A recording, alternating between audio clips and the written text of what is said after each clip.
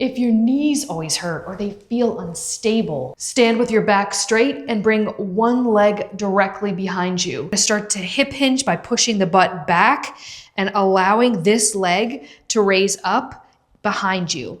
Now you're gonna come down to where your torso is parallel to the floor and you're gonna turn out into external rotation, feeling a stretch right in here. You're gonna hold this for 2 seconds. You're gonna come back in the middle and then you're gonna turn your hips and your torso slightly into internal rotation of the hips. Hold for a couple of seconds and then come back in the middle and then come back up. This teaches your hips to control the movement so that your knee learns not to collapse inward or rotate when you're squatting, taking the stairs, or even lunging. And when your hips control the movement, your knees no longer need to absorb that load. Next, grab a big old sturdy band. Loop your band around something stable. Now take each leg and put it through the loop right on the back of the knees. Make sure that the band is pulling directly in front of you. You want constant tension in the band. The goal here is not to have a super deep squat, but to stay more upright and controlled in this position. This reduces knee pain while rebuilding tendon tolerance, and it also teaches your knees that bending under load is safe again. Now we're gonna rebuild support from the ground up. Stand with your back against a wall. You're gonna be roughly 6 inches away from a wall. From here, you're gonna have a slight bend in the knee. Raise everything but your heels,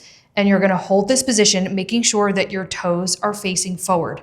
Hold this for 5 to 10 seconds, and then slowly lower back down. This helps your ankles absorb more of the load so that your knee does not have to. Now we're gonna put everything that you learned into a real functional movement. For this, you're gonna need a small box or a bench or even a small step. And if you don't have either one of those, you can do this on a sidewalk curb or even one of your own steps in your house. Start up with one leg on a box. Back straight. You wanna keep your hips square, facing forward, and you wanna keep your pelvis level. You're making sure also that this knee does not cave inward. Slight hip hinge, put the weight on this leg, slowly coming back down, hands in front of you for a little bit of balance.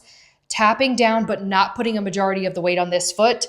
Slowly coming back up. The step down teaches your knee to control force as your body lowers, which is exactly what you need when you walk down the stairs.